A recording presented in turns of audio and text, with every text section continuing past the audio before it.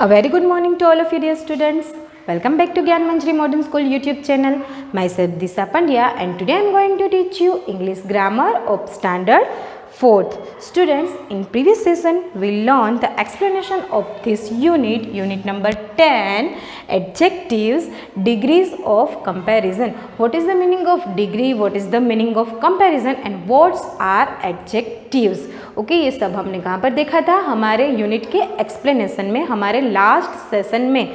Alright, so today we are going to learn the exercises of this unit. Okay, so before we start the exercise let me explain one more thing about adjectives. Okay, so the thing is that remember some adjectives change spellings in different forms. कुछ adjectives ऐसे होते हैं जिनका transform करते वक्त वो अपने spellings को चेंज कर देते हैं, उनका जो स्पेलिंग का फॉर्म है वो चेंज होता है. Like example, consonants double after a short adjective. देखिए यहाँ पर जो कॉन्सोनेंट साउंड होते हैं एडजेक्टिव में, शॉर्ट एडजेक्टिव में, जैसे कि बिग. ओके, जैसे कि बिग. तो इसमें जो ये लास्ट वर्ड है जी, वो कौन सा साउंड है? Consonant sound. ओके, तो इसका जब हम कंपैरेटिव डिग्री में यूज़ करेंगे, किसके अंदर? बिग को अगर हम कंपैरेटिव यूज़ करेंगे तो इसकी स्पेलिंग चेंज हो जाती है. कैसे? कि ये जो लास्ट वाला कॉन्सोनेंट साउंड है वो डबल हो जाता है इस तरह से, एंड देन उसके पीछे लगता है ई आर. ये बन गया bigger for comparative degree.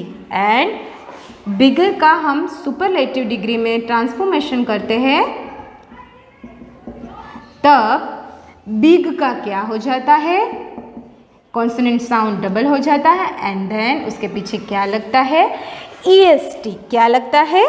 EST. Alright, वैसा ही एक और रूल है और वो क्या है कि when the adjectives end in E, just add R and ST. Okay, जब कभी भी कोई शॉर्ट एडजेक्टिव एंड होता है ई के साथ, किसके साथ? ई के साथ, तब आपको सिर्फ अगर सुपरलेटिव में अगर कंपैरेटिव में ट्रांसफॉर्म करना है तो उसके पीछे ओनली आपको आर लगाना है, क्योंकि ई तो ऑलरेडी वो एंड में ही है. ओके, एंड अगर आपको उसको सुपरलेटिव में ट्रांसफॉर्म करना है तो उसके पीछे आपको ओनली ST ही लगाना है. एग्जाम्पल, जैसे कि आप ये वर्ड ले लो large. Okay, large. So here ये जो लार्ज वर्ड है वो ई वोवेल के साथ एंड होता है. Okay, it's end with E sound. Okay, so जब भी कोई शॉर्ट एडजेक्टिव ई साउंड के साथ एंड होता हो, तब अगर हमें उसका कंपैरेटिव डिग्री में ट्रांसफॉर्मेशन करना हो तब हम कैसे करेंगे? ई तो ऑलरेडी दिया ही है हमें, तो हमें ओनली क्या लगाना है? आर. सो लार्ज का कंपैरेटिव क्या बन जाएगा? लार्जर. ओके, एंड उसी को हम अगर सुपरलेटिव में ट्रांसफॉर्म करते हैं तो लार्जर का क्या हो जाएगा? लार्जेस्ट. ओके, क्योंकि ई ऑलरेडी गिवन है. आई होप कि ये पॉइंट आपको समझ में आ गया होगा. ठीक है, now we are moving forward to our exercise, focus exercise. Okay, and here in the focus exercise question number A is tick correct the option. Okay, यहाँ पर आपको कुछ सेंटेंसेस दिए गए हैं 1 to 5 और सेंटेंसेस के बीच में ब्रैकेट के अंदर कुछ एडजेक्टिव्स दिए गए हैं. ठीक है, सो आपको पहचानना है कि ये जो सेंटेंसेस है वो कौन से डिग्री के हैं, एंड देन जो एडजेक्टिव का यूज़ हुआ है वो अकॉर्डिंग टू डिग्री कौन से एडजेक्टिव राइट है, और जो भी एडजेक्टिव आपको राइट लगे उसके नीचे आपको एक राइट का टिक करना है. Okay, so I am going to write the sentences one by one.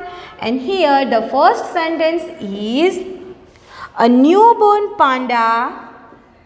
A newborn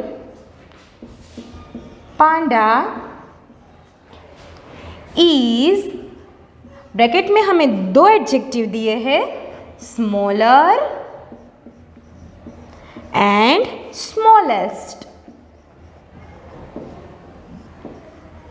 Okay, then a stick of butter.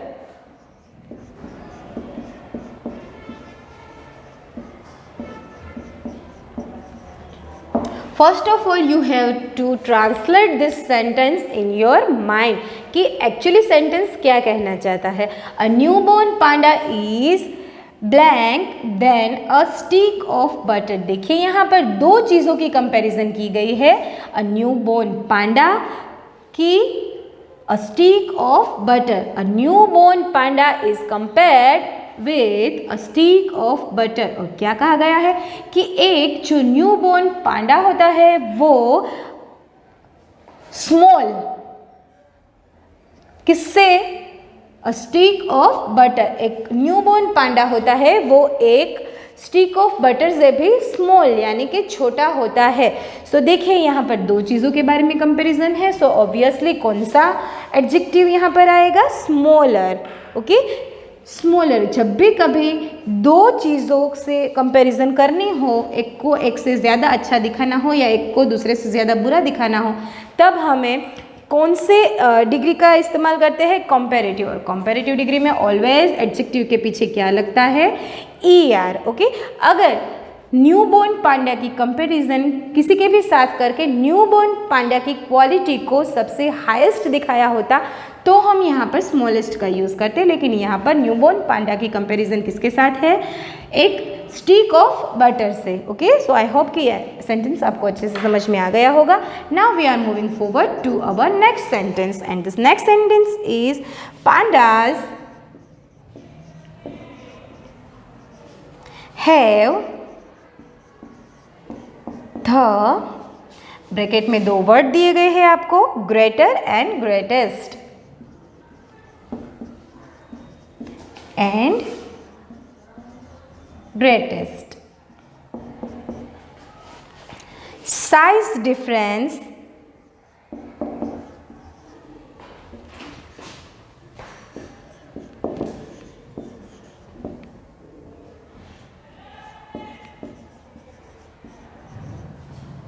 between a parent and a baby. Pandas have the great size difference between a parent and a baby. देखिए यहाँ पर क्या कहा गया है कि जो pandas होते हैं उनके बीच में एक ग्रेट यानी कि एक बहुत ही बड़ा साइज डिफरेंस होता है बेबी एंड पेरेंट के बीच में. ओके, सो यहाँ पर हमें कौन सा एडजेक्टिव का यूज़ करना है, ग्रेटर या तो greatest. So here we can use the adjective greatest क्योंकि जो पेरेंट्स हैं उनकी साइज बेबी पांडास से बड़ी है. ओके, पेरेंट की साइज की जो क्वालिटी है वो हाईएस्ट लेवल पर है, किन से, बेबी पांडास से. So we can use the adjective greatest. Okay, now question number 3, sentence number 3. Their babies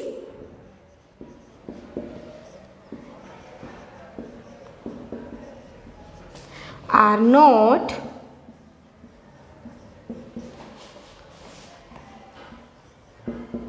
biggest and bigger bracket words then an ice cream. Their babies are not big than an ice cream. क्या कहा गया कि उनके जो बच्चे होते हैं, किनके, पांडास के जो बच्चे होते हैं वो आइसक्रीम से ज़्यादा बड़े नहीं होते हैं. यहाँ पर ब्रैकेट में जो भी वर्ड हो लेकिन हमें उसका सिंपल फॉर्म ही यूज़ करना है ट्रांसलेशन करते वक्त. ठीक है, इसलिए मैंने बिग बोला. ओके, इसलिए मैंने बिग बोला कि अगर हम बिग का मीनिंग रखकर इस सेंटेंस का ट्रांसलेशन करेंगे तो हमें पूरा सेंटेंस समझ में आ जाएगा। Their babies are not big than an ice cream. उनके बच्चे जो होते हैं वो आइसक्रीम से बड़े नहीं होते हैं। ओके, सो हियर उनके बच्चों के कंपैरिजन किसके साथ की गई है? आइसक्रीम के साथ। कि ये कहा गया है कि भाई उसके जो बच्चे होते हैं वो आइसक्रीम से बड़े नहीं होते हैं। सो हियर दो चीज़ों के बीच में कंपैरिजन हुई। सो हम कौन से एडजेक्टिव का यूज़ करेंगे? बीगर। कौन से? Bigger. Okay, so write down the sentences in your books. And now we are moving forward to our fourth numbers sentence. Okay, so पहले आप इसे लिख लीजिए।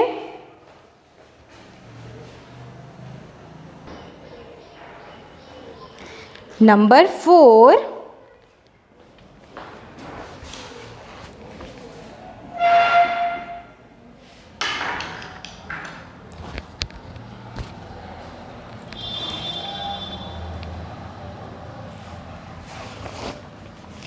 baby pandas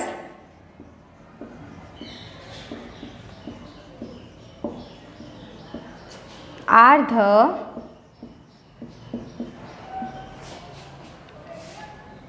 noisiest, ब्रैकेट में जो दो वर्ड है वो क्या है? एक noisiest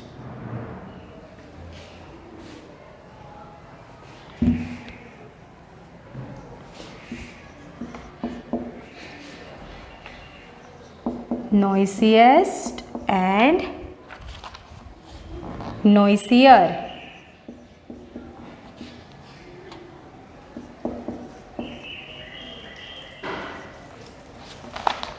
Babies.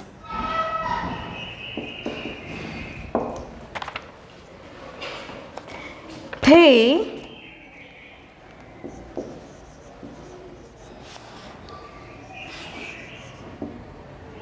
squawk loudly so that their mother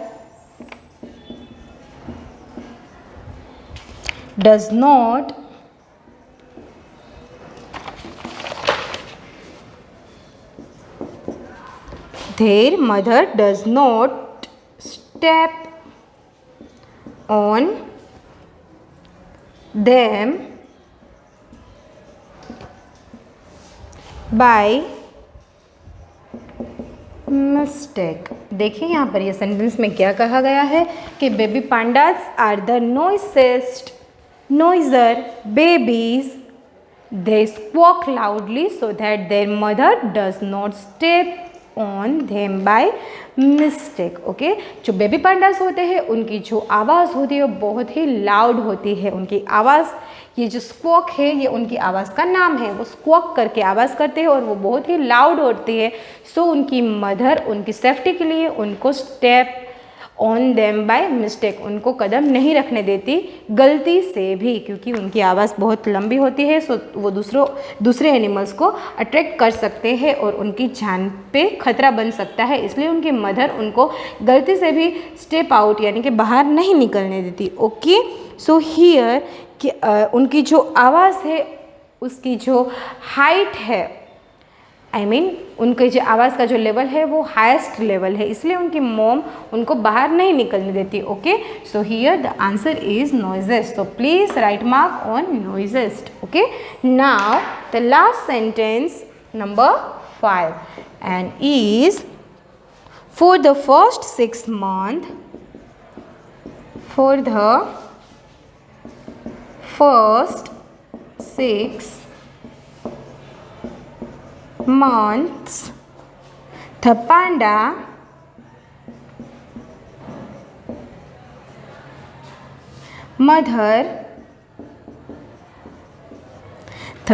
mother holds the cub constantly.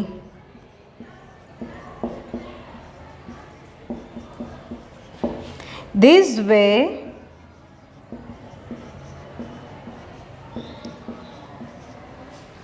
the cub is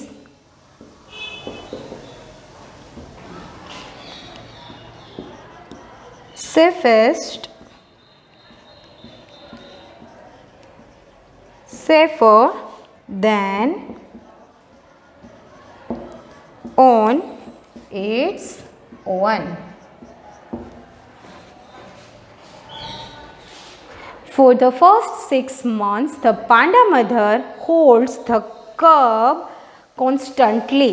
यानी कि पहले 6 महीनों तक वो जो पांडास की जो मदर होती है वो उनको कॉन्स्टेंटली यानी कि कंटिन्यूअसली होल्ड करके रखती है अपने बच्चों को. दिस वे द कब is safest, safer than on it's oven. इसीलिए वो अपने आप ही बचे रहते हैं, अपने आप से ही बचे रहते हैं. सेफ रहना यानी कि बचे रहना. Okay, so here what is the right answer? Safer, क्योंकि पांडा की जो मदर है वो उनको होल्ड करके रखती है. Okay, so here our focus exercise complete. Please write down and take the correct answer in your books.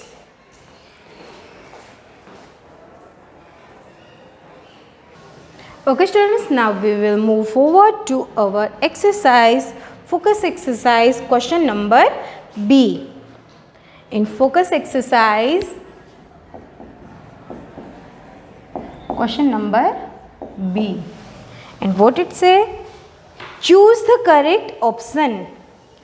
एक सेंटेंस के बाद में आपको नीचे जो एडजेक्टिव्स दिए गए हैं डिग्रीज ऑफ कंपैरिजन के, उनमें से आपको करेक्ट चूज करके उसके नीचे राइट टिक करना है.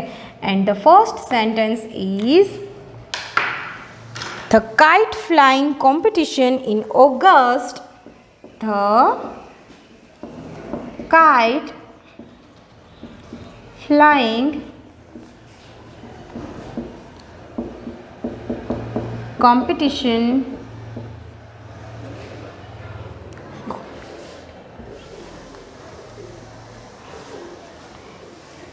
in August is blank event of the year. Event of the year. Okay, and the options are the excitingest, the most exciting and most exciting. Okay, so first of all we have to know that which kind of this sentence superlative degree का है, comparative degree का है या तो positive degree का है. First हमें ये अपने माइंड में फिक्स करना है. सो फर्स्ट ऑफ ऑल हम इस सेंटेंस को रीड करेंगे. The kite flying competition in August is blank event of the year.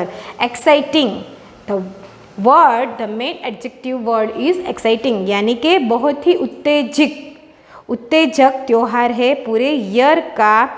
Year में से ये जो अगस्त में जो काइट फ्लाइंग का जो फेस्टिवल सेलिब्रेशन होने वाला है वो पूरे ईयर में सबसे ज़्यादा एक्साइटिंग है. Okay, so here this sentence is from superlative degree. Okay, so superlative degree में हम एक्साइटिंग के साथ में कौन से वर्ड का यूज़ करेंगे? मोस्ट का. कौन से वर्ड का? मोस्ट का. So the answer is the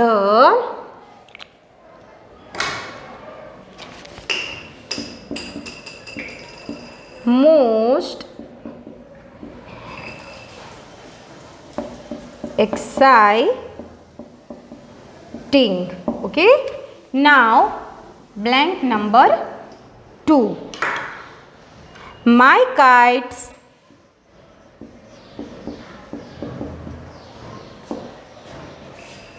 are blank hers. और यहाँ पर आपको ब्लैंक में 3 वर्ड दिए गए हैं. कलरफुलर धैन, कलरफुल धैन एंड मोर कलरफुल धैन. सो यहाँ पर कौन सा रूल अप्लाई होगा? लॉन्ग एडजेक्टिव वाला, कि जब भी लॉन्ग एडजेक्टिव के यूज़ होता हो तब कंपैरेटिव डिग्री में मोर एंड सुपरलेटिव डिग्री में मोस्ट का इस्तेमाल होगा. कंपैरेटिव डिग्री कब इस्तेमाल होगी? जब 2 ऑब्जेक्ट के बीच में तुलना होती हो और एक को दूसरे से ज़्यादा या कम क्वालिटी वाला दिखाना हो. एंड सुपरलेटिव डिग्री में एक दो से ज़्यादा ऑब्जेक्ट के बीच में, जबकि दूसरे ऑब्जेक्ट को या तो पहले ऑब्जेक्ट को दूसरे से हाईएस्ट, दूसरे की क्वालिटी हाईएस्ट दिखानी हो। सो यहाँ पर ये जो सेंटेंस है उसका मीनिंग क्या है? My kites are colourful than hers. Okay, so मेरे काइट्स उसके काइट्स से ज़्यादा कलरफुल है। ठीक है, दो चीज़ों के बीच में कंपैरिजन हुई। सो कौन सी डिग्री का सेंटेंस है? Comparative degree. And always comparative degree में क्या इस्तेमाल होगा? मोर वर्ड का। देखिए यहाँ पर colourfuller, no this is wrong. Colourful than, no this is wrong. More colourful than. Okay, more full than. Now third, are these reels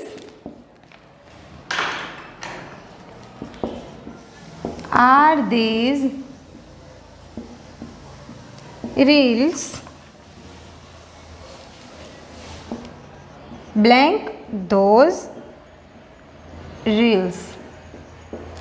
And what it said long. Okay, are this reels long those reels, यानी कि ये जो reels है वो उस reels से ज़्यादा लंबी है।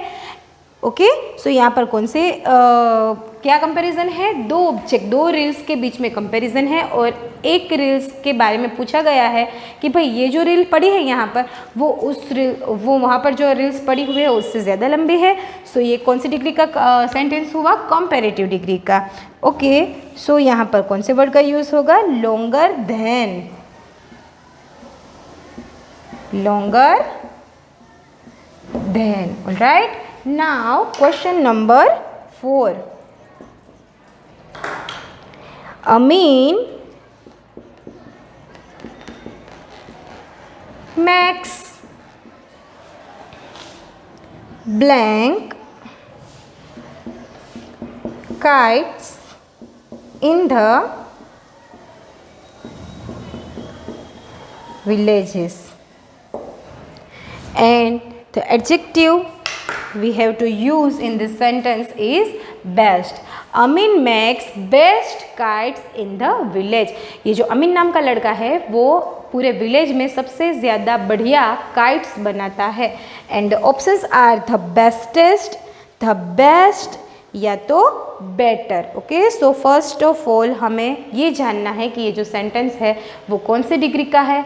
एंड देखिए यहाँ पर अमीन की क्वालिटी काइट बनाने की, उसको पूरे गांव में सबसे ज़्यादा अच्छी बताई गई है कि भाई पूरे गांव में अमीन नाम का जो लड़का है वो सबसे ज़्यादा अच्छे काइट बनाता है। ओके, सो हमें पता चल गया कि ये जो सेंटेंस है वो सुपरलेटिव डिग्री का है। ओके, और सुपरलेटिव डिग्री में जो गुड, बेटर एंड बेस्ट ये एडजेक्टिव है। अगर पॉजिटिव डिग्री का सेंटेंस है तो गुड, कंपैरेटिव डिग्री का सेंटेंस है तो बेटर, एंड अगर सुपरलेटिव डिग्री का है तो best. Okay, so here the bestest ऐसा कोई वर्ड ही नहीं है। द बेस्ट यानी कि सुपरलेटिव डिग्री एंड बेटर यानी कि कंपैरेटिव डिग्री, और हमें पता है कि ये जो सेंटेंस है वो सुपरलेटिव डिग्री का है। ऑलराइट, सो यहाँ पर क्या आएगा? The best. Amin makes the best kites in the village. Please write down in your notebooks.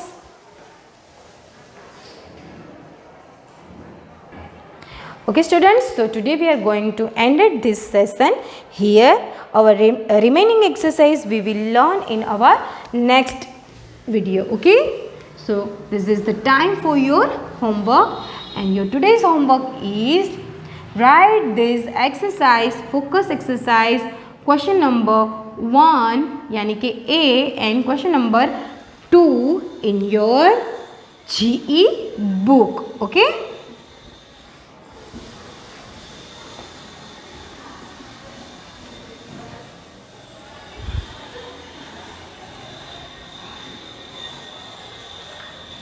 your homework for today is focus page number 29, question A and B write down in your GE book. Okay, so we will meet you soon in our next video. Till then, stay home, stay safe. Goodbye.